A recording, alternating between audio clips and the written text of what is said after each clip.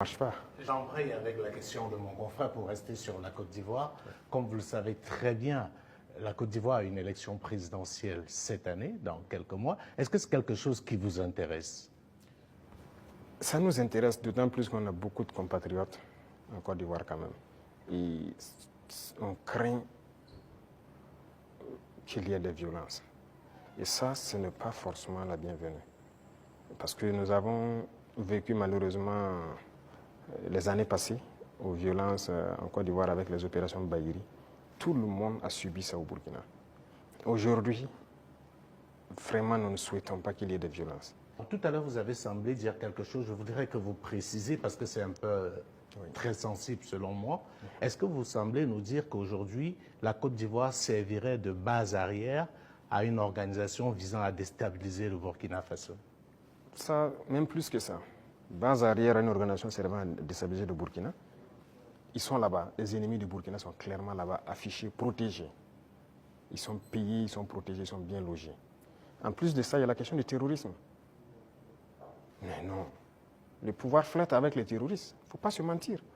Attendez, croyez-vous vraiment que peut-être l'armée ivoirienne est tellement surpuissante que quand les terroristes les voient seulement, ben écoutez, ceux-là, il ne faut même pas les toucher, quoi que ce soit. Vous croyez à ça? Ils sont tellement plus puissants que les 3 armées de l'AES. C'est faux. Il y a un pacte de non-agression. Et quand il y a un pacte de non-agression, vous devenez une base arrière. Et tout ça, ça m'inquiète justement. Si ce pays, il y a des crises, le pays sera attaqué par les terroristes. Parce que s'ils ne gagnent plus ce qu'ils gagnent, le pays sera attaqué et ce pays va sombrer. C'est un danger. C'est pourquoi j'ai passé le temps à dire au chef d'État, on ne pactise pas avec les terroristes.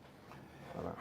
Alors, Monsieur le Président, qu'est-ce que vous répondez à ceux qui disent, bon, la géopolitique quand même avec la Côte d'Ivoire, ce pays voisin, qui abrite la plus grande diaspora burkinabé, alors que, bon, vos contempteurs vous accusent de pratiquer la diplomatie du muscle avec ce pays, au détriment justement de nos Paweto qui sont là-bas. Qu'est-ce que vous leur répondez?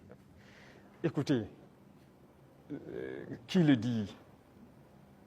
Nous sommes burkinabés, c'est ce que nous savons. Et nous avons décidé de faire une révolution, on va la faire. Maintenant, celui qui embarque dedans embarque. Nous ne pouvons pas être dans une révolution et vouloir faire un autre modèle de diplomatie. Je vous ai dit la diplomatie mensongère et tout ce qu'il y a. On n'est pas prêt à être dans ce sillon-là. S'il y a quelque chose qui ne va pas, qu'on ait le courage de vous dire ça ne va pas. Il ne faut pas faire de l'hypocrisie. Généralement, les gens devant les micros et tout ça, non, tout va bien, si c'est ça, on est en train de... C'est faux, ça ne va pas bien. Il faut avoir le courage de le dire, il faut qu'on s'asseye, qu'on parle et qu'on se dise la vérité. Mais si les gens ne veulent pas ça, parce que juste dans leur tête, bon, il faut que ces gars-là ils quittent, parce qu'on ne veut pas de révolution en Afrique de l'Ouest. Ça ne va pas marcher. Donc, chacun se prépare à assumer les conséquences voilà, de la situation. Alors, pour sortir de la Côte d'Ivoire, Monsieur le Président, on reste quand même au niveau de l'AES. Vous avez certainement suivi le dernier sondage fait par nos confrères de Jeune Afrique, et avec des résultats qui peuvent sembler étonnants. Les populations des pays francophones sont tous favorables à l'AES. Je dirais, même la Côte d'Ivoire, à 66%, apprécie ce qui se fait au niveau de l'AES. Alors, comment est-ce que vous recevez ce message? Ah bon? Je n'ai même pas pu suivre ça, parce que moi, je ne suis plus ce média. Hein. Alors, les confrères, c'était un sondage qu'ils ont commandé. Peut-être qu'ils ne s'attendaient pas à ce résultat, mais le résultat est tel. Ils ont été au Cameroun, ils ont été au Sénégal, ils ont été au Bénin, ils ont été en Côte d'Ivoire. Et là-bas, les populations sont tous favorables à l'AES et apprécient dans leur grande majorité ce qui se fait au niveau de l'AES. C'est logique, je dirais. Les populations ouest-africaines sont la plupart du temps liées. C'est la même famille.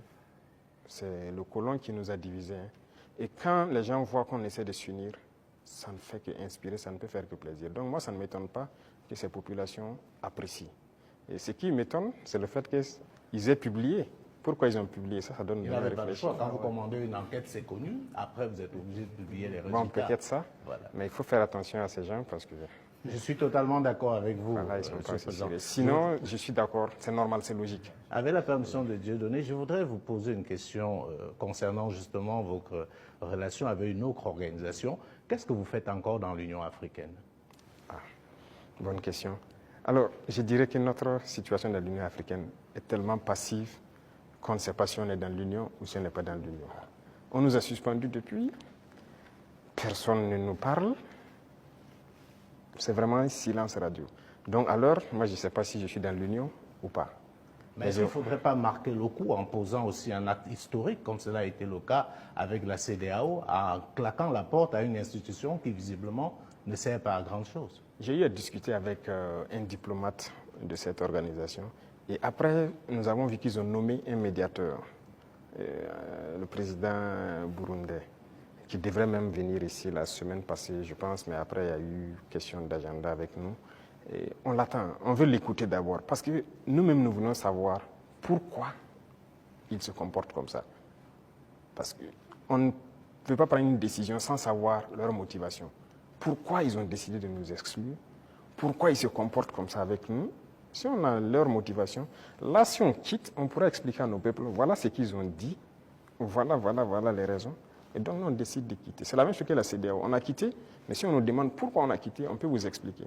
Mais aujourd'hui, si on quitte l'Union et qu'on nous demande, nous-mêmes, nous ne savons pas pourquoi ils nous ont suspendus.